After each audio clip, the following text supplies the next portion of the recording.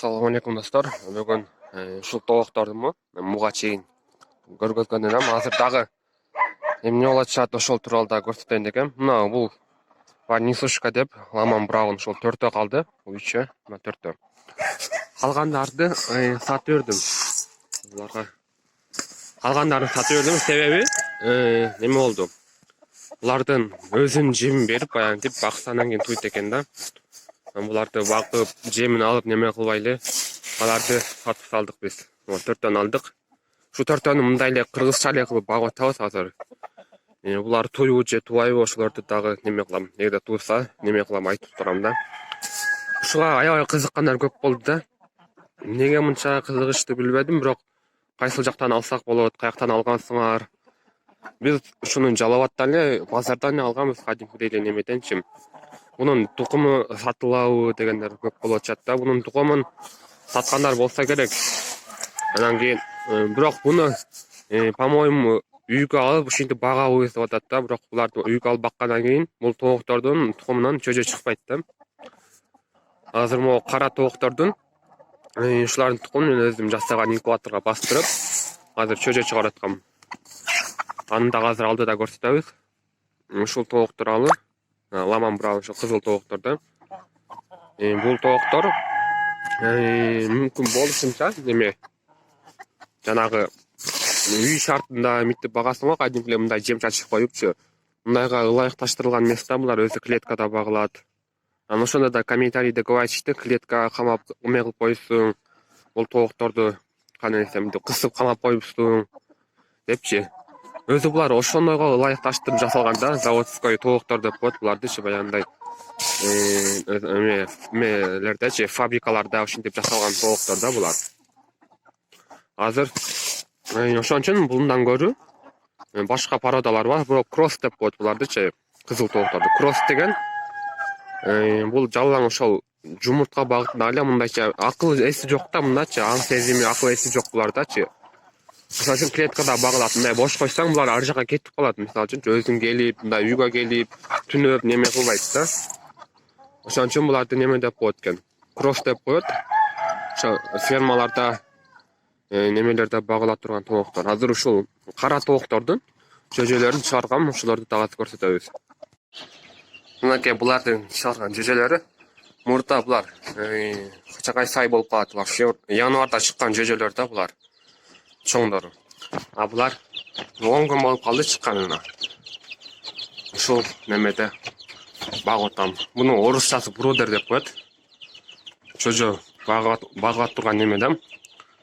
Чөжөлөр өзү чыккандан кийин көбүнчө эле өлтүрүп алышат да, багып неме кылатчы. Мындай эле коробкага эле салып, андан кийин коюп койсалар өлүп калат да. Себеби булар жаңы чыкканда 30-35 температура болуш керек да, эмесичи. Жылуу жерде туруш керек, 30-35 градуста. Азыр ошол үстүнө бир эле лампочка койгон, бул 250 ватт. 250 ватт. Белки үйдөгү кадимки эле лампочка 100 ватт болсо, бул 250 ватт болот да, жылуулукту жакшы чыгарат. Ошон үчүн ушул бир лампочка койгом. Астындагылар дагы мынакей, ошо бир эле лампочка. Бирок бул лампочка аябай эле кымбат экен, штугу 400 сом экен да. Ошондо ой тургандар. Мына эшигин мына ачсак, мынакей. Суусу, жакта жеми, суусу, жакта ичип, жакта жүрө беришет. Буларды ошо өзүбүздүн эле колго жасалган аппаратка эле чыгарганбыз. Анан бунун астында сетка булар, мисалы үчүн азыр. Булардын астында дагы мынакей сетка да. Ошол булар сетка койгонубуздун себеби, бул чөжөлөр таза болуш керек да. Баягы таза болуш керек. Анан бул жерде мынакей ошо сетка үстү, сеткадан бияка ошо кыргыз түшөт да. Анан буну мындайдан бияка тартып, тазалап туруп кайра салып койсо болот да. Ошондой. Анан мен бул жерде бир немени калтырып кетиптирмин. Мына жерге мындай кылып, ногу эле, мына листке эле мындай кылып, сурма сыяктуу кылып, мына тосуп коюш керек экен. Себеби бул жерден баягы шамал кирип, астынан шамал кирет экен да, бияка сетка болгон үчүнчү. Астынан шамал кирип, бир аз үчтүп коюшу мүмкүн экен. Бул жагы ошол чоң чөжөлөрдүкү. Чыгып кетем дейт. мынакей ушу чоңдору бар. Бул жакта ошо кичинекейлер. Ушинтип буруудар жасап, бакса чөжөлөр жакшы чоңоюшат да. Мунун жасайм деп кызыгып аткандар үчүн размерлери ошо ылдыйдан баштап 3 этаждуу да. Бул 1-чи, 2-чи, 3-чү. Эң ошо ылдыйдан баштап үстүгө чейин, ушу жогоруга чейин бийиктиги 1,64. Анан кийин өзүнүн бир этажы мисалы үчүн 1,22 да, бул тараптан бул тарапка чейин 1,22. Бийиктиги 55, турасы 60. Наркы жак 60, бийиктиги 55, узуну 1,22. Ушундай. Бардыгы тең ушундай. Ушинтип бакса, чөжөлөр өлбөй жакшы чоңоёт.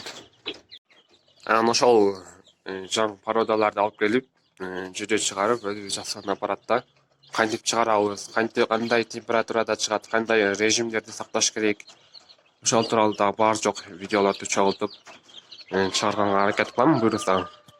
Сиздерден болсо бир гана ошол колдоп, комментарий жазып, лайк басып, видео менен бөлүшүп коюңуздарды суранабыз. Кийинки видеого чейин аман туруңуздар.